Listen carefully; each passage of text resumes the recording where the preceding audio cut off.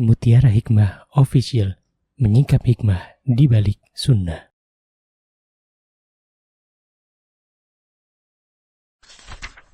Salurkan donasi terbaik Anda untuk mendukung dakwah Mutiara Hikmah Official. Mari siapkan bekal akhirat kita. Jangan lewatkan kesempatan emas ini.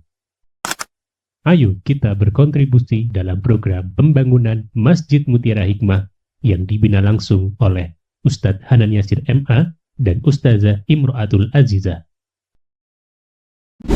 Raih pahala umroh setara haji dalam program Umroh Iktikaf Ramadan di tahun 2026. Perjalanan penuh makna, bimbingan penuh ilmu bersama Ustadz Hanan Yasir MA dan Ustazah Imro'atul Azizah. Tempat terbatas, daftarkan diri Anda sekarang juga. Jangan lewatkan sensasi umroh full faidah plus daurah fikih hijrah di bulan Syawal tahun 2026 bersama Ustadz Hanan Yasir MA dan Ustazah Imro'atul Azizah. Tempat terbatas, daftarkan diri Anda sekarang juga.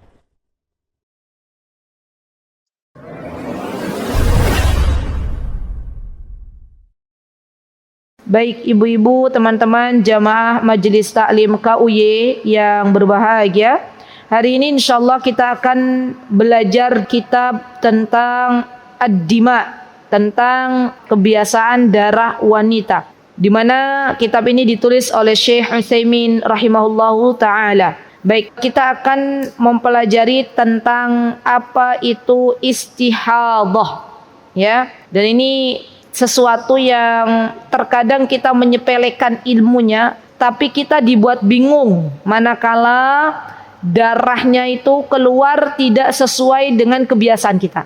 Ya, kita akan mengatakan ini darah istihadah atau darah haid, gitu kan?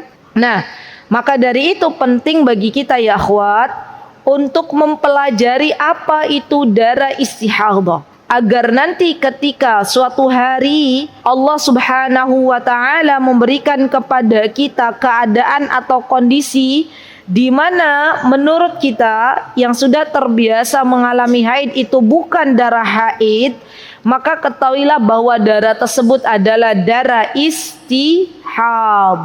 Ya. Baik, ayo kita belajar teman-teman. Apa yang disebutkan oleh Syekh Utsaimin yang berkaitan dengan darah istihadah, saya akan coba ringkas ya. Karena hari ini insyaallah kita akan mengambil dua bab. Bab istihadah dan bab nifas. Ya, semoga waktunya cukup. Ya, baik. Yang pertama teman-teman, istihadah itu adalah darah yang di luar kebiasaan. Jadi kalau darah yang sesuai dengan kebiasaan itu darah haid. Ya, tapi kalau di luar kebiasaan itu adalah darah istihadah. Itu disebutkan pengertian darah istihadah bukan darah kebiasaan disebutkan oleh Abu Malik ya di dalam kitab Sahih Fikih Wanita. Apa kata Syekh Utsaimin? Syekh Utsaimin mengatakan istimrarud dam 'alal mar'i bihaitsu la yanqati 'anha abadan aw yanqati 'anha muddatan yasir kal yaum wal yaumaini fi syahr. Kalau Syekh Utsaimin beda lagi. Berarti memang definisi untuk darah istihadah ini bermacam-macam, teman-teman. Ada yang mengatakan itu bukan darah kebiasaan, ada yang mengatakan darah yang terus-menerus keluar. Ya, terus-menerus keluar, tidak ada jeda, subhanallah. Ada wanita yang seperti ini. Jadi terus darahnya keluar. Dan ini bagian dari ujian, teman-teman. Jadi kalau subhanallah kita ini diberikan oleh Allah ya, siklus haid yang teratur, ya, maka bersyukurlah kepada Allah. Karena ada wanita-wanita yang diuji oleh Allah Subhanahu wa taala, kondisinya tuh darahnya terus-menerus mengalir. Maka ketika ada seorang wanita yang dia darahnya terus-menerus mengalir tidak pernah berhenti, maka dia disebut dengan wanita yang sedang mengalami istihadah, ya, atau mustahadah. Ya, jadi wanita yang mengalami istihadah itu adalah wanita yang dia mengeluarkan darah tapi terus-menerus tanpa jeda. Subhanallah. Ada lagi wanita yang dia keluar darah, ya, ada jeda, yaitu tidak keluar darah, tapi dia keluar darah dengan jeda tersebut dalam sebulan, kata Syekh Utsaimin, sehari atau 2 hari. Ya, sehari atau 2 hari, ya dia jeda tidak keluar darah, kemudian nanti keluar darah lagi. Nanti kita akan bahas seperti apa. Ya, yang penting kata Syekh Utsaimin, kalau kata beliau darah istihadah itu adalah darah yang dia keluar terus menerus atau darah yang qati', yang terputus sehari atau 2 hari dalam 1 bulan. Yaitu adalah darah istihadah. Baik. Dan siapa di antara para sahabiah teman-teman yang pernah mengalami istihadah? Di antaranya ada yang bernama di sini Fatimah bintu Abi Hubaish. Fatimah bintu Abi Hubaish ini adalah salah satu wanita yang beliau diberikan oleh Allah Subhanahu wa taala ujian darahnya tidak pernah terputus. Subhanallah. Subhanallah, ini ujian sekali ya. Bayangkan teman-teman kalau pas haid saja ya, kemudian darah keluar banyak, itu kira-kira gimana ininya, apa namanya, kondisinya? Kan kurang nyaman ya, walaupun sudah pakai pembalut gitu kan. Ada kekhawatiran nanti kalau tembus kayak mana gitu kan. Lah ini nggak pernah terputus, coba bayangkan, subhanallah. Dan ini bagian dari ujian. Jadi kalau misalnya teman-teman nih pas hari keberapa biasanya haid, pas lagi banter-banternya itu, kedua dan ketiga ya biasanya ya. Nah, kalau pas lagi kenceng-kencengnya keluar ya, kita nggak boleh mengeluh. Kenapa? Karena ada seorang wanita sahabiah yang bernama Fatimah bintu Abi Hubaish, di mana beliau diuji oleh Allah Subhanahu wa taala dengan keluar darah terus-menerus. Subhanallah. Dan ada satu lagi ya, yaitu Hamnah binti Jahash.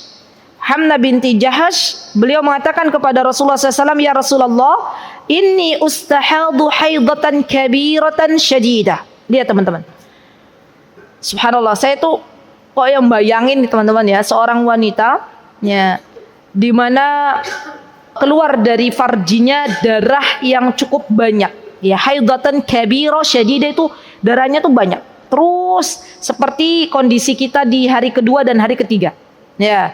Dan 2 wanita ini mengalami istihadah. Artinya kita bisa mengambil kesimpulan ya teman-teman, dari sekian banyak sahabiah, dari sekian banyak ummahatul mukminin. Ummahatul mukminin itu adalah istri-istrinya Rasulullah SAW. Berarti yang mengalami istihadah itu hanya segelintir saja.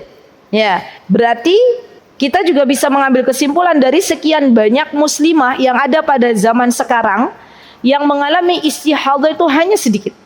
Ya, tidak semuanya. Ya.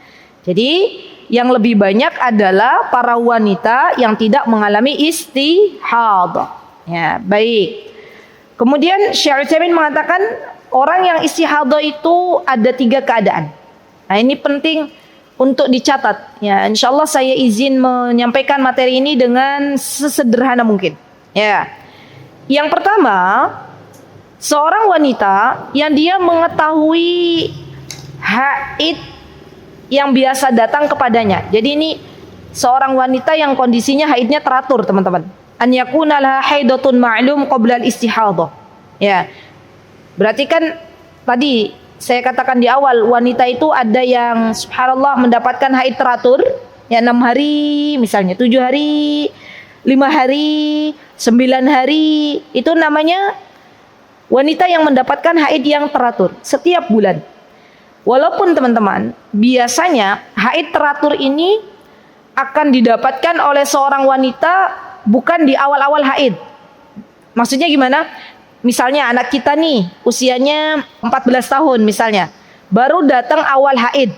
Biasanya kondisinya tuh belum teratur. Kapan kira-kira, ingat nggak teman-teman? Kapan kita mendapatkan haid itu teratur? Coba kita titenin, apa bahasanya, ilmu titen. Yang pertama dapat haid, awal-awal seorang wanita dapat haid itu belum teratur. Ya. Dan ini saya diingatkan Allah dengan putri-putri saya. Ya mungkin kalau saya ingat zaman dulu kala gitu ya, teratur apa ndak ya wallahu taala alam, enggak keinget ya. Karena saya punya 2 putri yang masih mudi-mudi. Alhamdulillah, syukur, masyaallah, Allahumma barik. Ya, terus saya lihat mereka tuh belum teratur gitu. Nah, teraturnya kapan? Di pertengahan biasanya. Ya. Dan nanti siklus haid itu ketika sudah mau menopause, ya akhir mau selesai, itu juga biasanya nggak teratur lagi tuh. Subhanallah.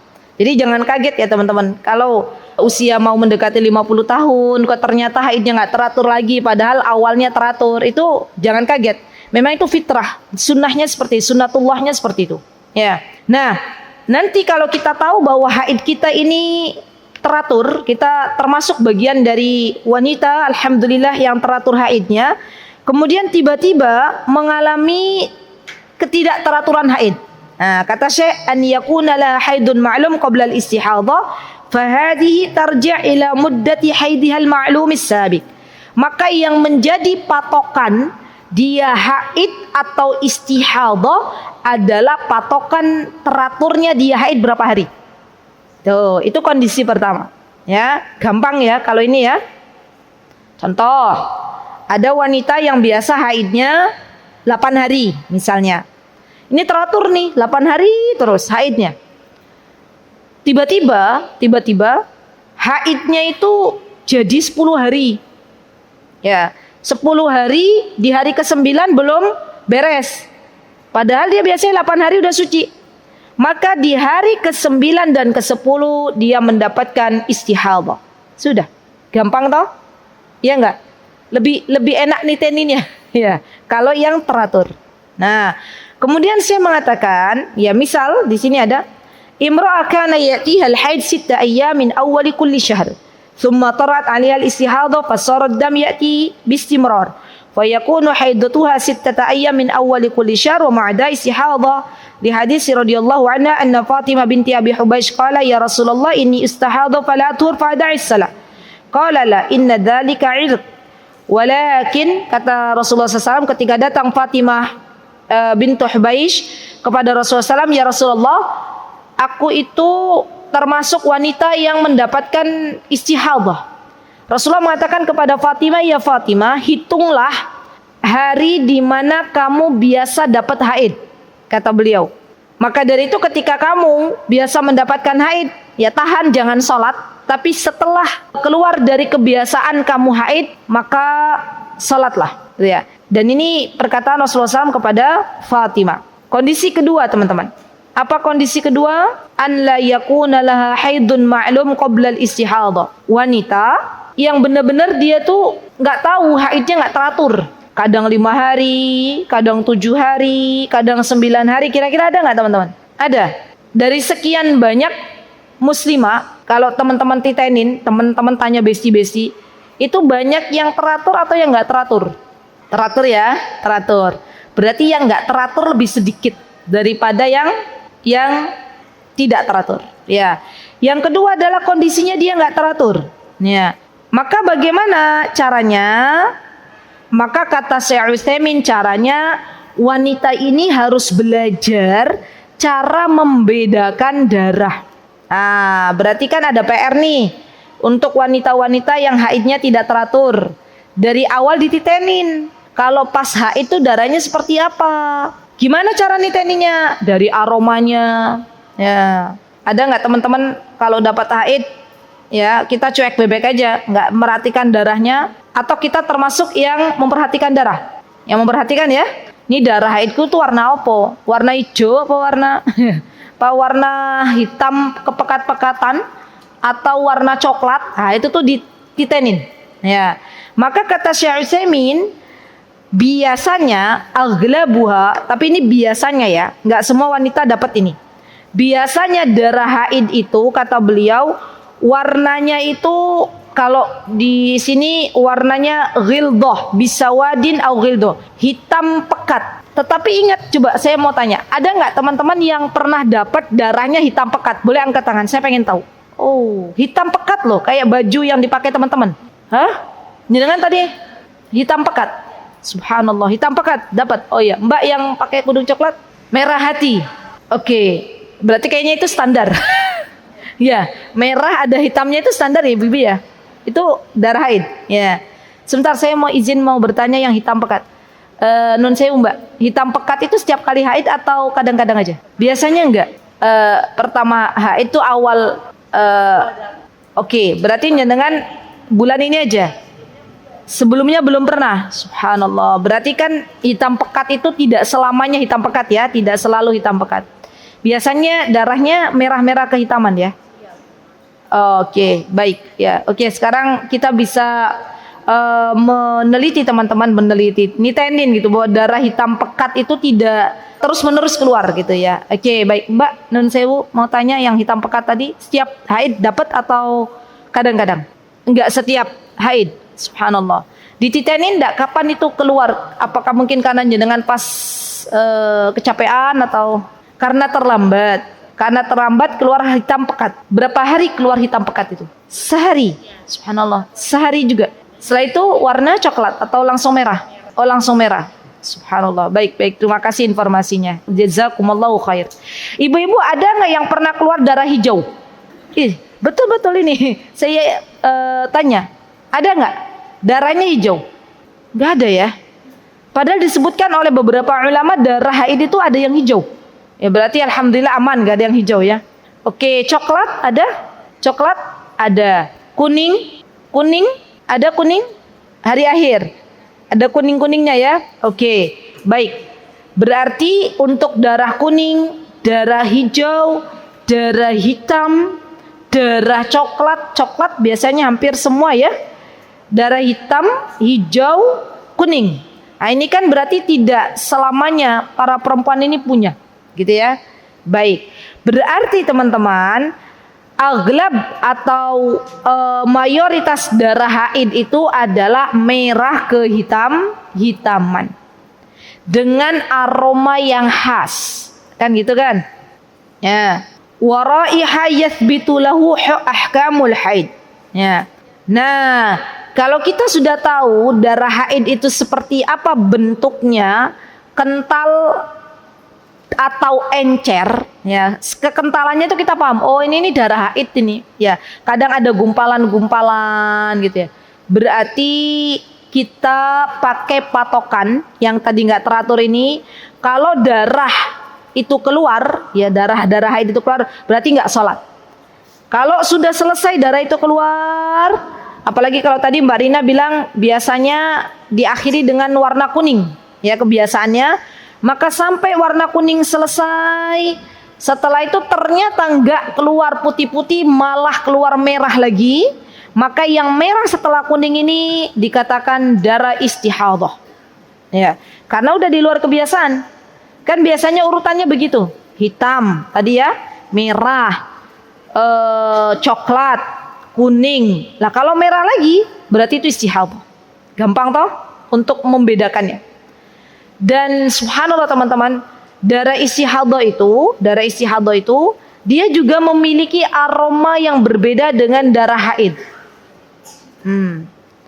Dan kata para ulama biasanya lebih encer daripada darah haid itu sendiri. Subhanallah. Jadi kalau teman-teman nih belum pernah mengalami istihadhah, bayang-bayangin gitu ya, kayak mana darahnya gitu ya. Tapi bersyukurlah kepada Allah kalau tidak mendapatkan istihadhah. Kenapa? Karena wanita ini akan bingung ketika dia menghadapi di luar kebiasaannya. Ya, jadi kalau teman-teman mendapati sesuatu yang memang sudah kebiasaannya, insya Allah aman. Tapi kalau di luar kebiasaan ini yang bikin bingung, ini darah haid apa istihadhah gitu kan? Ya, maka bersyukurlah kepada Allah Azza wa Jal. Baik, kemudian yang ketiga teman-teman, bagaimana keadaannya?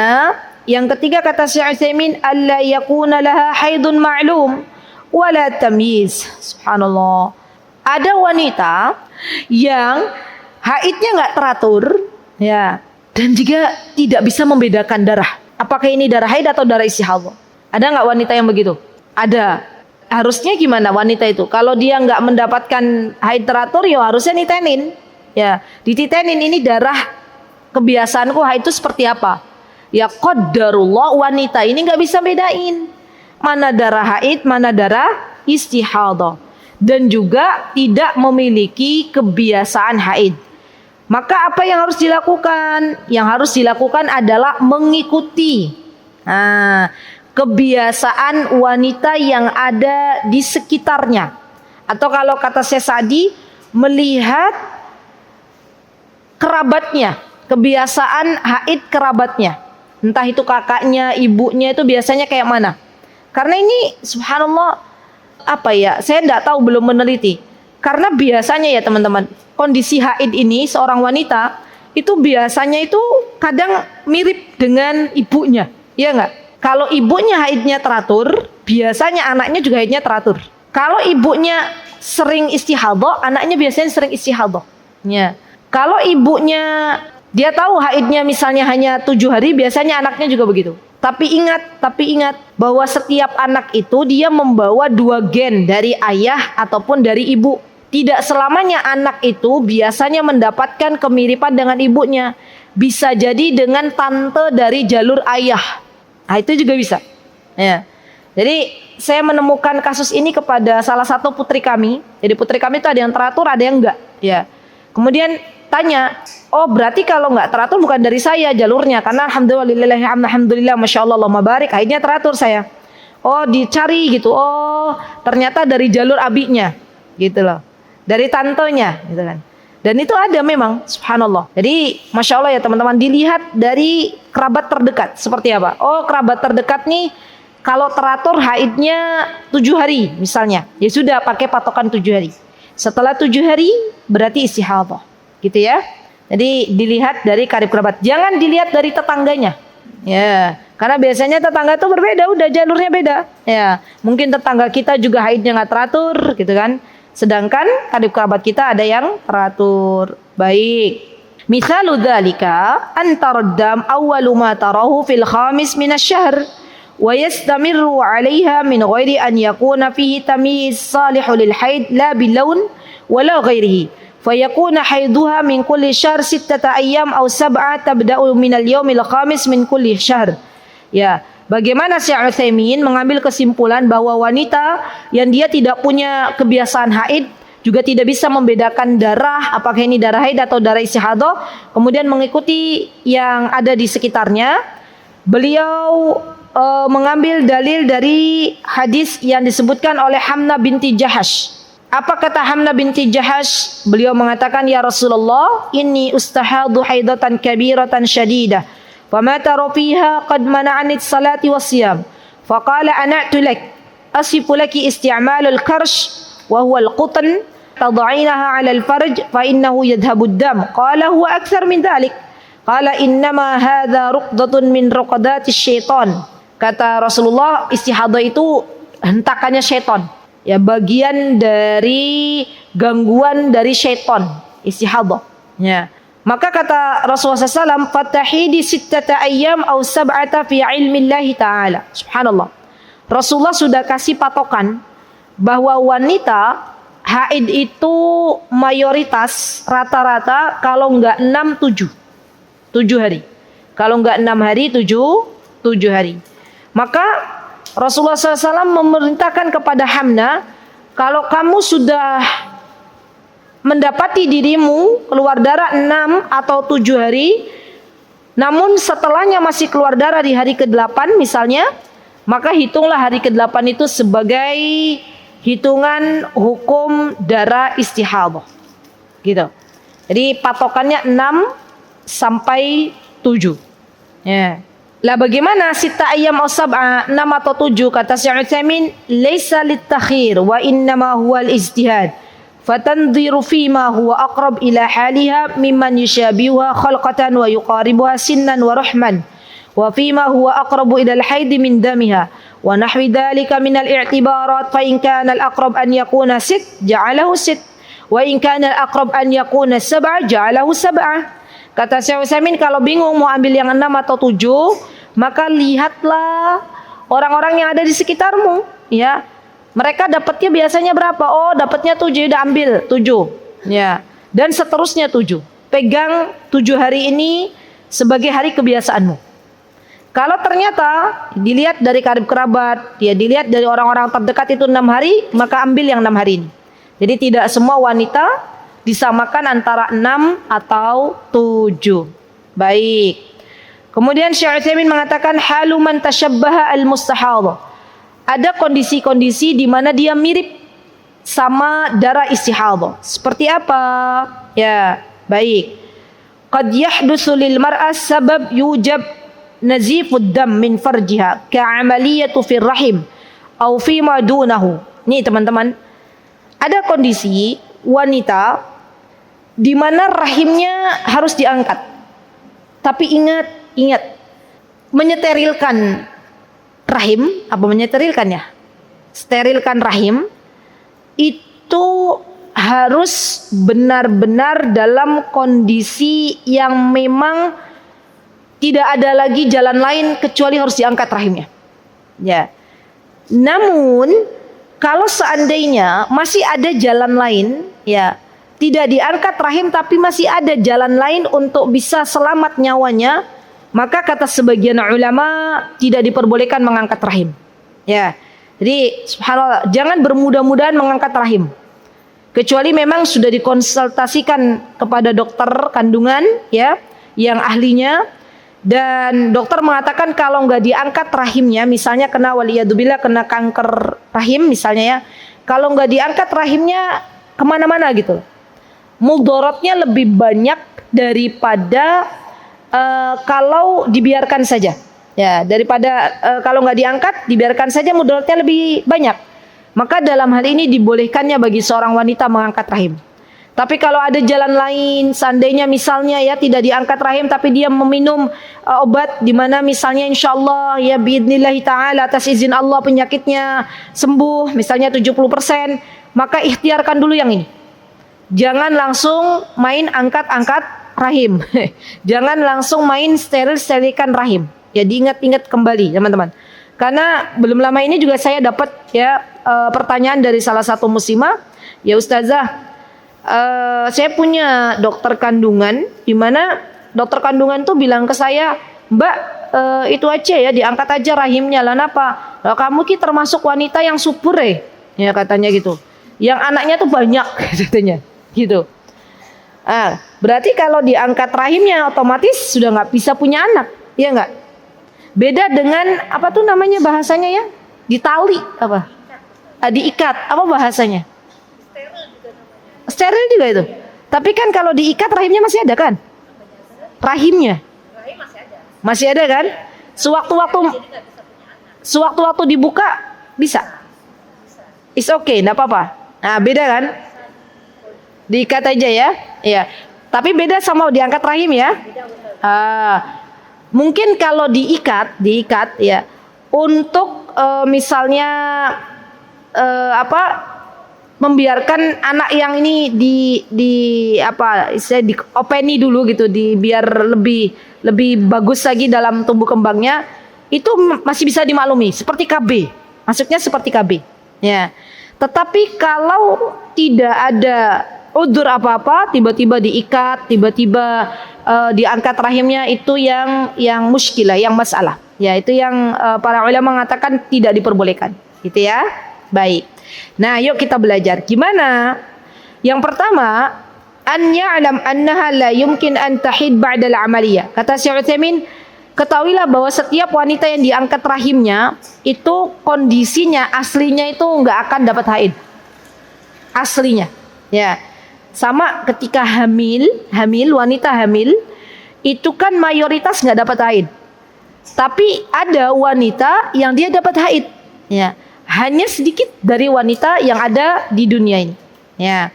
Kemudian Syekh Utsaimin mengatakan bahwa antakuna al-amaliyah istisalur rahim bil kulliyah aw sudduhi bihaitsu la yazulu minhu ad-dam. Fa hadhihi al-mar'a la yathbut laha ahkamul mustahadha. Wa innama hukmuha hukum man tara sufr au qudra au rutuba ba'da tuhur. Nah, kata Syekh Utsaimin, kalau seandainya di kemaluannya setelah diangkatnya rahim tiba-tiba ada darah, maka kata Syekh Utsaimin ini bukan termasuk hukum istihadah. Tapi hukumnya apa? Darah ini dihukumi seperti kudroh, seperti sufroh, seperti sesuatu yang keruh, yang keluar dari kemaluan wanita. Ya, artinya apa? Artinya dia tetap salat. Dan biasanya kata Syekh Utsaimin, darah yang keluar kalau rahim itu sudah diangkat itu sedikit. Ya, tidak banyak seperti orang-orang yang rahimnya masih normal. Ya, jadi dihukumi sebagai sesuatu yang keruh yang keluar dari farji atau yang keluar dari kemaluan. Dan bagaimana untuk salatnya? Tetap salat. Untuk puasanya bagaimana? Tetap puasa. Ya, baik. Yang kedua teman-teman, alla ya'lam imtina'u haiduha ba'da al-amaliyah bal yumkin an tahid. Fahadhihi hukmuha hukmul mustahadah. Wa yadullu lima dzakara qawlihi li Fatimah binti Abi Hubais innama dzalika 'irq wa laysa bil haidha fa idza aqbalatil haidha fatrukis salat. Fa idza aqbalatil haid yufidu anna hukmul mustahadha fi man laha haid mumkinu dzu iqbali wa idbar. Amma man laysa laha haid mumkin fadamuha damu 'irq bi kulli hal. Kata Syekh Utsaimin, ada juga wanita ya yang dia sudah sudah dioperasi, sudah diangkat, sudah amaliyah, tapi ternyata subhanallah setiap bulan masih kedapatan haid. Ya. Masih kedapatan haid, ya, maka dalam hal ini Syekh Utsaimin mengatakan berarti sebenarnya itu bukan haid tapi itu adalah istihadah. Berarti kondisinya ada dua teman-teman. Kondisi yang dia itu keluar terus, ya, ketika setelah diangkat itu keluar, wallahu taala alam realnya seperti apa. Ini nanti harus dikonsultasikan dengan dokter kandungan kali ya. Ada nggak kasus seperti ini gitu? Saya itu dulu pernah mengisi di Surabaya. Saya waktu itu minta responden, minta para akhwat gitu untuk mengamati. Ya, kira-kira para wanita itu mana sih yang lebih banyak gitu? Mana yang lebih banyak? Yang lebih banyak mendapatkan haid atau mendapatkan istihadah? Ya, sama. Ini juga boleh teman-teman nitenin gitu ya. Jadi peneliti gitu ya. Kira-kira yang habis diangkat rahimnya itu masih keluar darah apa enggak gitu? Ada yang pernah kasus kejadian diangkat rahim keluar darah ibu-ibu di sini, teman-teman? Alhamdulillah rahimnya masih ada semua? Alhamdulillah ya. Bersyukur kepada Allah, alhamdulillah. Nanti kalau ketemu wanita yang rahimnya udah diangkat, coba tanya. Ya, selama ini darahnya keluar enggak gitu? Ya, ada darah keluar enggak di kemaluan? Kalau dia keluar, saya tetap kok haid, ya berarti dia dihukumi darah istihadah. Tapi kalau misalnya kadang-kadang aja darahnya sedikit keluar, maka itu bukan istihadah, tapi itu disebut dengan cairan keruh gitu ya. Dan dua-duanya sama sebenarnya, hukumnya masih diwajibkan untuk sholat. Tapi nanti yang membedakan antara yang kondisi pertama dan kondisi kedua masalah wudhu teman-teman. Karena orang yang istihadah itu wudhunya untuk satu kali sholat. Di waktu sudah masuk waktu sholat. Nah itu orang istihadah yang sahih, pendapat yang rajih, tidak diharuskan mandi setiap kali masuk waktu sholat. Karena nanti ada pendapat lain, wanita istihadah ini setiap kali mau waktu sholat mandi. Ya, itu saya pernah mendengar kasus di mana ada seorang santriwati. Waktu saya mengajar di Yogyakarta itu, dia berkeyakinan kalau pas dapat istihadah mau sholat mandi. Berarti sehari mandinya lebih dari 5 kali. Ya, pagi ditambah 5 kali waktu sholat ditambah sore, ya kan, 6 lah minimal. Ya, tapi ternyata setelah dilihat-lihat ya hadis yang sahih, ternyata wanita yang istihadah tidak diwajibkan mandi setiap kali dia mau sholat. Yuk nanti kita bahas. Baik. Kemudian Syekh Utsaimin mengatakan, ya ada beberapa hukum yang berkaitan dengan wanita-wanita yang mendapatkan istihadah. Di antaranya wujubul wudu 'alaiha likulli shalah. Lihat nih. Syekh Utsaimin merajihkan bahwa setiap wanita yang istihadah maka wajib hukumnya untuk wudu di setiap salat. Kan beda sama yang mendapatkan keruh tadi. Ya. Yang mendapatkan keruh itu hukumnya sama seperti wanita suci. Seperti kita misalnya, kita sudah wudu di waktu asar, pas maghrib berkumandang belum batal, boleh nggak salat? Kita nih wanita-wanita yang tidak mendapatkan haid, tidak mendapatkan istihadah, asar kita wudu, setelah asar kita baca Al-Quran, berzikir kepada Allah sampai menjelang maghrib adzan, kita wudu kembali apa enggak? Enggak, karena masih punya wudu. Tapi wanita yang mendapatkan istihadah dia wudu lagi. Nah itu, di setiap kali masuk waktu salat dia berwudu. Ya. Dari mana Syekh Utsaimin mengambil dalil bahwa untuk wanita yang istihadah ini wajib baginya wudu di setiap salat? Beliau mengambil dalil dari kisahnya Fatimah binti Abi Hubais. Di mana Fatimah binti Abi Hubais diperintahkan oleh Rasulullah SAW untuk berwudu di setiap salat. Summa tawaddai likulli salah. Wudu'lah kamu wahai Fatimah binti Hubaysh untuk setiap kali kamu mau salat. Subhanallah. Berarti ini berlaku ya teman-teman. Kalau pendapatnya Syekh Utsaimin. Rawahul Bukhari fi babi ghuslid dam. Ma'na dzalika annaha la tatawadda lis-salatil muaqqata illa ba'da dukhuli waqtiha. Bahkan Syekh Utsaimin mengatakan berarti dalam hal ini dia tidaklah berwudu kecuali waktu salat sudah masuk. Nanti kalau sekarang asar jam berapa? Jam 3 kurang ya, setengah 3 lebih. Dia nggak boleh tuh wudunya jam setengah 3 pas karena belum masuk waktu salat asar. Ya, adzan berkumandang, masuk waktu salat, dia langsung berwudu, langsung salat. Bahkan saya pernah membaca ya, lupa kitab mana yang waktu itu saya pernah baca di sebuah kitab, orang yang istihadhah jarak antara dia salat dan wudu itu jangan terlalu lama. Ya, jadi habis wudu salat. Ya. Jadi kalau orang suci kan misalnya habis wudu salatnya sejam lagi. Selagi itu masih belum batal kan boleh. Kalau orang istihadhah cepat. Ya, habis wudu langsung salat. Ya, baik. Kemudian yang kedua, kata Syekh Utsaimin, innaha idza aradatil wudu fa innaha taghsilu atharud dam. Nah, orang istihadhah nih kalau sudah masuk waktu salat, adzan berkumandang Allahu Akbar, Allahu Akbar. Sebelum dia berwudu, masuk toilet dulu. Dibersihkan dulu darah yang keluar dari farjinya. Baru kemudian disumpel, apa bahasanya? Disumbat, betul. Disumbat pakai pembalut. Nah, sekiranya darah itu tidak tercecer kemana-mana. Ya.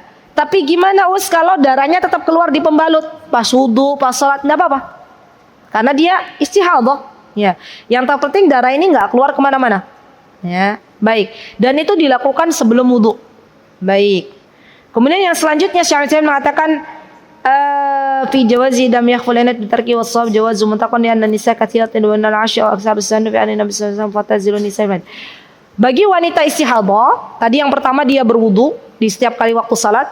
Yang kedua dia bersihkan darahnya dulu yang keluar dari kemaluannya, kemudian dia pakai pembalut. Yang ketiga orang yang istihadhah, wanita yang istihadhah itu boleh melayani suaminya. Ya, termasuk bolehnya hubungan badan, ya hubungan biologis, ya berjima dengan suaminya. Subhanallah. Dan ini ujian ya teman-teman. Ya. Sudah, berarti 3 ini ya. Orang istihadhah boleh tawaf enggak teman-teman? Boleh. Orang istihadhah boleh baca Quran enggak? Boleh. Orang istihadhah boleh puasa enggak? Boleh. Apa lagi? Orang istihadhah boleh masuk masjid enggak? Boleh. Jadi sama seperti ketika dalam kondisi tidak haid. Orang istihadhah tuh hukumnya sama. Ya. Jadi apa-apa yang dibolehkan bagi wanita yang tidak haid itu juga dibolehkan bagi wanita-wanita yang mendapatkan istihadhah. Sudah kaidahnya jelas. Ya. Baik. Yang selanjutnya teman-teman kita bahas masalah nifas. Alhamdulillah waktunya cukup. Ya. Apa itu nifas? Nifas itu adalah damun yarkhidur rahimi bisababil wilada imma ma'aha au ba'daha au qablaha biyaumin au salasa ma'at talaq. Ini harus dimengerti bersama. Apa itu darah nifas, teman-teman? Kata Syekh Utsaimin, darah nifas itu adalah darah. Nih, tolong di poin-poin. Darah nifas itu adalah darah yang keluar dari rahim. Darahnya keluar dari rahim disebabkan oleh kelahiran. Karena ada anak yang lahir dari rahimnya, ya dari dirinya. Baik bersamaan dengan kelahiran itu sendiri, bersamaan, ya. Jadi keluarnya bareng sama janinnya, sama bayinya, terus ada darah, itu darah nifas. Atau sebelumnya sehari atau 2 hari, tapi dengan syarat dibarengi dengan kontraksi yang asli. Kontraksi itu kan ada yang asli, ada yang enggak ya teman-teman. Subhanallah, ibu-ibu gak usah bayangin lagi, aduh gimana rasanya kontraksi. Alhamdulillah ya kita dikasih lupa sama Allah ya. Iya enggak teman-teman? lupa itu ada hikmahnya. Ya. Sampai ada ibu-ibu tuh yang pernah cerita ke saya, Ustazah, saya waktu kontraksi tuh nggak bisa lepas tangan saya dari suami saya katanya. Jadi yo suaminya tuh yo dipegangin terus gitu ya, nggak bisa kemana-mana suaminya. Ya itu ada wanita-wanita yang begitu. Ada yang kontraksi ya wis dinikmati sendiri aja. Ya itu juga ada. Ya subhanallah. Ada yang nggak bisa bangun gitu kan, ya macam-macam ya. Nah, di sini semuanya udah pernah hamil belum ya? Tapi ada kok yang enak-enak juga ada. Ada yang sebelum lahir tuh nggak merasakan kontraksi ya ada. Ya tiba-tiba brojol lahir. Ya teman saya termasuk yang masya Allah Allahumma barik waktu di Yaman tuh nggak merasakan kontraksi. Ya maksudnya kontraksi yang sebelumnya. Jadi kontraksinya tuh bersamaan dengan mau melahirkan gitu loh. Tiba-tiba sakit perutnya, kontraksi, dan dibawa oleh suaminya ke klinik. Ya sebelum sampai klinik brojol bayinya di mobil. Nah itu juga ada. Ya. Jadi jangan takut dulu gitu ya. Beda-beda wanita. Ya berdoalah kepada Allah semoga ibu-ibu, teman-teman termasuk yang kontraksinya cepat, lahirnya juga cepat. Gitu ya, masya Allah. Baik. Jadi tadi sekali lagi bahwa darah nifas itu darah yang keluar dari rahim wanita bersamaan dengan lahirnya si bayi ini. Yang kedua sebelumnya tapi keluar bersamaan dengan kontraksi yang asli, bukan yang palsu. Dan yang ketiga, poin yang ketiga, darah nifas ini adalah darah yang keluar setelah bayi ini keluar. Ini darah nifas. Ibnu Taimiyah mengatakan, kata beliau, kalau masalah sebelum darah ini keluar bersamaan dengan bayi, ya kontraksi asli itu, beliau tidak membatasi 1 atau 2 hari. Yang jelas kalau kontraksi ini terus menerus, ya dirasakan sampai kelahiran bayi, itu sudah jelas darah yang keluar nifas. Jadi nggak harus sehari atau 2 hari, nggak. Jadi kontraksinya tuh nggak berhenti terus. Walaupun dari mulai yang kontraksinya pelan sampai brojol bayi, nah itu udah keluar darah, berarti darah ini sudah disebut sebagai darah nifas dan tidak diperbolehkan wanita yang sudah keluar darah nifas ini untuk sholat. Sudah. Subhanallah, hikmah ya teman-teman. Hikmahnya apa? Yo kasihan juga kalau wanita sudah kontraksi gitu ya. Suruh ambil air wudu, tunggang-tungging sholat, ya kan? Iya nggak teman-teman? Subhanallah, berarti ini hikmah. Ya Allah memberikan rukhsah kepada wanita-wanita yang akan mengalami kelahiran bayinya. Subhanallah, mengalami hal yang masya Allah gitu ya, berpahala di sisi Allah Subhanahu wa ta'ala. Baik. Nah, para ulama berbeda pendapat teman-teman. Nifas ini ada batasannya nggak sih? Sama dengan haid. Ya haid kan begitu kan? Ada batasannya nggak? Nifas ini ada batasan minimal atau maksimalnya nggak?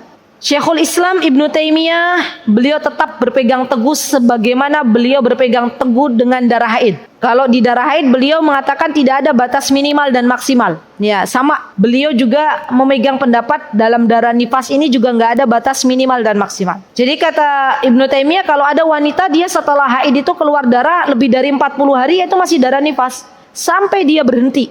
Ya sampai dia berhenti, baru setelah itu dia berhenti nifas. Tapi ada juga yang membatasi di 60 hari. 60 hari batasan maksimal. Ya, ada juga yang membatasi batasan maksimal di 40 hari. Baik.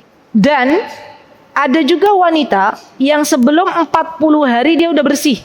Nah, ini ke Syekh Utsaimin. Syekh Utsaimin mengatakan kalau seandainya ada darah yang keluar dari wanita setelah melahirkan, dia berhenti darahnya sebelum 40 hari, berarti dia sudah suci. Nggak harus menunggu sampai 40 hari. Berarti kalau Syekh Utsaimin beliau tetap berpegang teguh sama dengan haid. Kalau melihat darah dihukumi haid, kalau tidak ya tidak. Sama dengan nifas juga begitu beliau.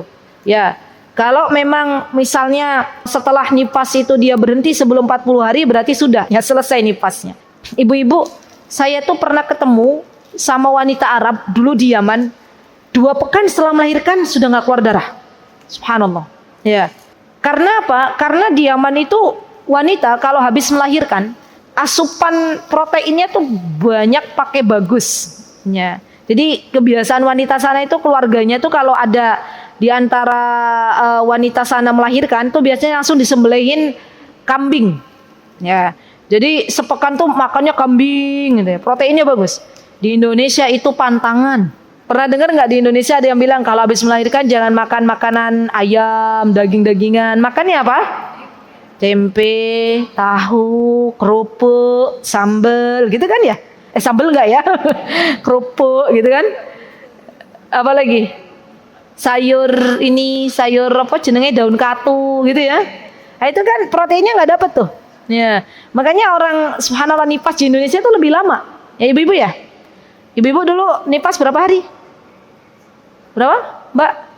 60? 30? Oh berarti kurang dari 40 ya? Masya Allah, Allahumma barik. Berarti mungkin proteinnya bagus tuh. Masya Allah, Allahumma barik. Yang makan tempe tahu kira-kira berapa hari ya? Serius saya tanya. Ada yang 40 hari ibu-ibu di sini? 40 hari? Ada yang pernah dapat nifas 40 hari? Enggak ada. Berapa hari? Berapa bu? 3 minggu. 3 minggu itu berapa hari ibu-ibu? 21 hari. Masya Allah. Allahumma barik. Berarti jarang yang 40 hari ya? Jarang ya? Nah, kalau begitu ambil pendapatnya Syekh Utsaimin. Ya kan? Karena kalau yang membatasi nifas itu 40 hari teman-teman, artinya berarti sebelum 40 hari, minimal 40 hari, maksimal 60 hari. Biasanya begitu. Berarti sebelum 40 hari itu masih menunggu sampai 40 hari. Subhanallah. Dan kadang ada juga teman-teman yang lebih dari 40 hari. Maka kalau sampai 40 hari belum selesai, tunggu sampai 60 hari. Nah, yang paling mudah yang mana? Yang kalau berhenti darah segera bersuci. Kalau belum berhenti ya jangan bersuci. Itu kan yang paling mudah ya. Ya, baik.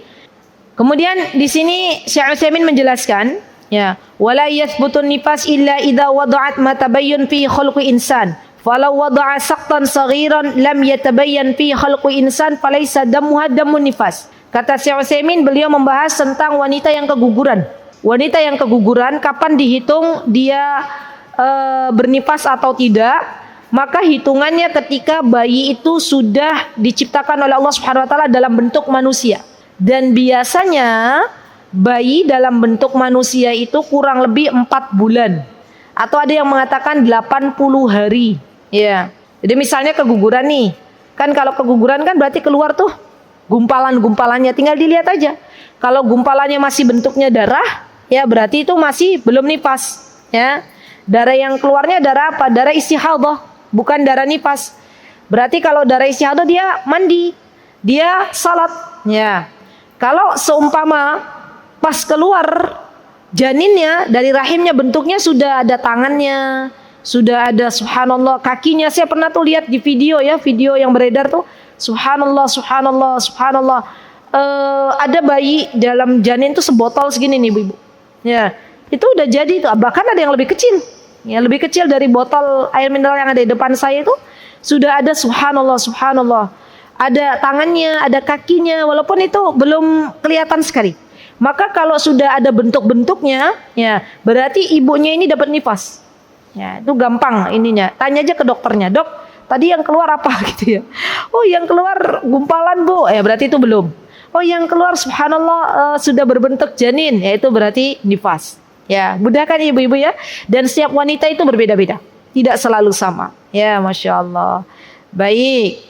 Kemudian kita akan membahas tentang ahkamun nifas. Hukum-hukum apa yang berkaitan dengan nifas. Yang pertama teman-teman, ahkamun nifas ka ahkamul haid sawaun bisawa illa fima ya'ti. Nih, nifas itu hukumnya hampir mirip dengan haid. Nggak boleh sholat, nggak boleh puasa, ya kan? Nggak boleh tawaf, gitu ya. Terus nggak boleh jima, ya, berhubungan badan itu juga nggak boleh. Hendaklah bagi para kaum bapak-bapak untuk menahan diri, tidak melakukan hubungan biologis dengan istri-istrinya yang sedang nifas. Baik, al-awwal kata Syekh Utsaimin, al-iddah fata'tabiru bit-talaqi dunan nifas. Li'annahu in kana at-talaq qabla wad'il hamal inqada'at al-iddah biwad'ihi la bin nifas. Wa in kana at-talaq ba'da al-wad'i intadarat ruju'il haid kama sabaq. Kata Syekh Utsaimin, hukum-hukum yang berkaitan dengan nifas bahwa perceraian ketika seorang laki-laki menceraikan istrinya ini nggak ada kaitannya dengan nifas. Ya, kenapa? Karena begini teman-teman. Kalau seandainya nifas ini ada kaitannya dengan tolak, maka iddahnya seorang wanita yang hamil akan lebih lama. Paham maksudnya? Kan misalnya ada wanita yang hamil, ya, itu boleh nggak dicerai oleh suaminya? Boleh nggak? Hamil. Boleh. Masa iddahnya sampai kapan? Sampai lahirkan. Berarti kalau sampai melahirkan, otomatis kan nifas tuh nggak dibawa. Ya. Tapi kalau tolak atau perceraian, hitungannya nifas dibawa berarti semakin lama. Ya. Dia dicerai oleh suaminya di usia kandungannya 6 bulan. Ya biasanya wanita di usia kandungannya 9 bulan kan lahiran. Berarti kan 3 bulan selesai itu masa iddah. Kalau ditambah nifas, misalnya dia mendapatkan nifas 2 bulan, berarti 5 bulan dia menunggu. Ya, dan ini akan semakin lama dan memberikan mudarat kepada wanita ini. Maka dari itu yang namanya perceraian, yang namanya tolak tidak ada kaitannya dengan nifas. Ya. Baik.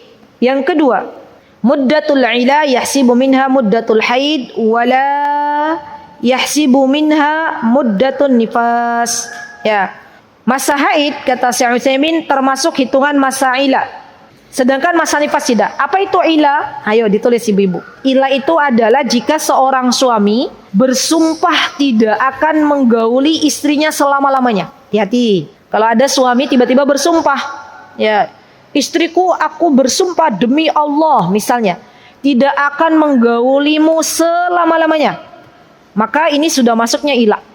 Ya, dalam ila. Atau seorang suami mengatakan aku tidak akan menggaulimu lebih dari 4 bulan. Nah, ini juga masuk ila. Dan para istri yang mendapatkan ila, ya, kata para ulama, ya, biasanya mayoritas itu sudah bablas. Tahu bablas nggak? Bablas itu ada 2 kemungkinannya. Ima istrinya gugat cerai, ya, karena dia merasa tidak diberikan nafkah batin, atau suaminya menceraikannya. Ya, jadi kemungkinannya bablas. Ya, karena subhanallah teman-teman, yang namanya jima atau hubungan biologis itu bagian dari nafkah yang harus diperhatikan oleh para suami untuk diberikan kepada para istri. Ya, jadi nafkah itu ada 2, ada nafkah lahir, ada nafkah batin. Nafkah lahir itu yang berkaitan dengan sandang pangan papan, nafkah batin itu yang berkaitan dengan jiwa atau berkaitan dengan hubungan biologis. Ya. Baik, kemudian masalah nifas yang ketiga kata Syekh Utsaimin adalah al-bulughu yahsilu bil haid wa la yahsilu bin nifas. Ya, baliknya seorang wanita itu dihitung dari datangnya dia haid, bukan dari nifas. Bukan dari nifas. Misal contoh, kira-kira terjadi nggak sih ibu-ibu? Saya mau nanya nih, ada seorang wanita, dia belum dapat haid nih. Terus terjadi perzinahan. Ya, naudzubillah summa naudzubillah. Kira-kira itu kalau secara medis hamil nggak? Saya tanya serius. Kira-kira hamil nggak? Hah? Nggak hamil. Ini ada dokter di sini. Ada anak masih kecil misalnya, masih usia 11 tahun belum dapat haid. Terus dia waliyadzubillah berzina. Ya. Kira-kira ada hamil nggak di sini? Enggak. Belum datang haid. Belum kan? Oke, sepakat. Berarti kalau ada kejadian, ya wallahu ta'ala, saya mengatakan begitu. Jadi baliknya seorang wanita bukan dihitung dari nifas, tapi dihitung dari haid. Artinya berarti kalau ada wanita dia udah menikah sebelum datang haid, berarti kan belum pasti sudah nggak melahirkan ya. Atau jangan berzina deh, menikah aja. Sebelum haid dia udah menikah, berarti menikah dini kali ya. Ya, sebelum haid. Berarti nggak mungkin hamil ya Bu ya? Ya, nggak mungkin. Ya, berarti ini kondisi kalau ada wanita yang nifas ya. Tapi ternyata kata Ibu tadi nggak mungkin ya. Baik, ya. Jadi balik itu hitungannya bukan nifas tapi haid. Yang keempat adalah anna damul haid idza inqata'a thumma 'ada fil 'ada fa huwa haidun yakinan. Mislu an yakuna 'adatiha 8 ayyam fataral haid 4 ayyam thumma yanqati yawmain thumma ya'udu fis sabi' wa samin fa hadzal 'aid haid yakinan yusbitu lahu ahkamul haid.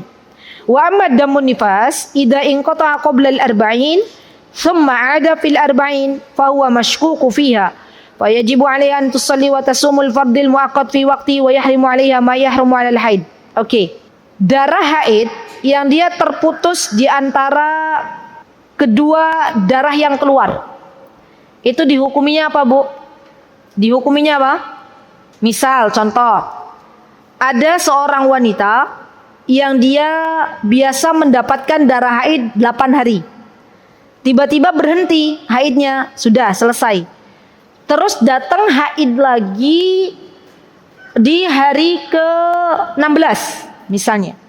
Maka antara hari ke-9 sampai hari ke-15 ini hukumnya apa darahnya? Darahnya apa? Haid atau suci? Kata Syekh Utsaimin, suci. Karena dia udah selesai haidnya. Ya, kalau datang lagi berarti baru itu disebut dengan darah haid. Nah, namun kejadian ini jarang. Kenapa? Karena biasanya siklus wanita itu lebih dari 20 hari. Ya enggak ibu-ibu? Kan siklus wanita itu biasanya 21, 22, 23. Ya enggak? Sebulan tuh rata-rata dapat haid berapa kali, Bu? 1. Ya, kalau ada yang lebih dari 2 kali berarti mungkin faktornya banyak.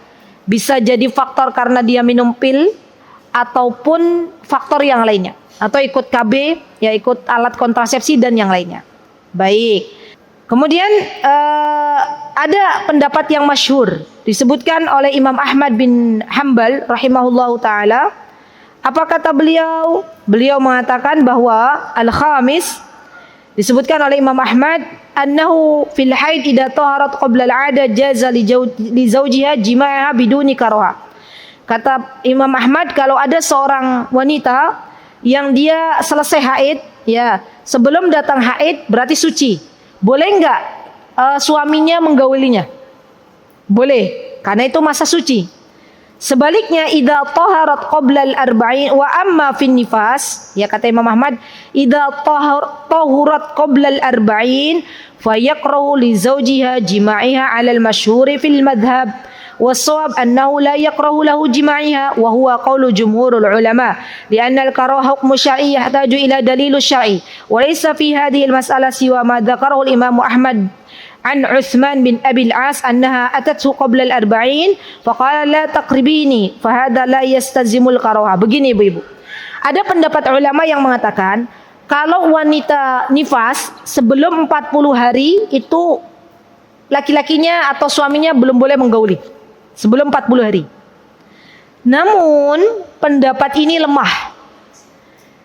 Yang shawab, yang benar, yang rajih, yang lebih kuat adalah kalau ada wanita yang nifas, dia berhenti sebelum 40 hari, maka di saat berhenti itulah ketika istrinya sudah mandi besar, dibolehkannya bagi suami untuk menggaulinya.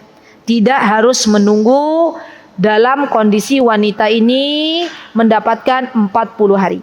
Ya, jadi itu yang rajih. Walaupun mungkin di luar sana ada yang mengatakan harus menunggu 40 hari. Begitu ya ibu-ibu. Wallahu ta'ala a'lam. Insyaallah nanti kita akan membahas tentang isti'malu ma yamna'ul haid, tentang pil penunda haid di pertemuan yang berikutnya.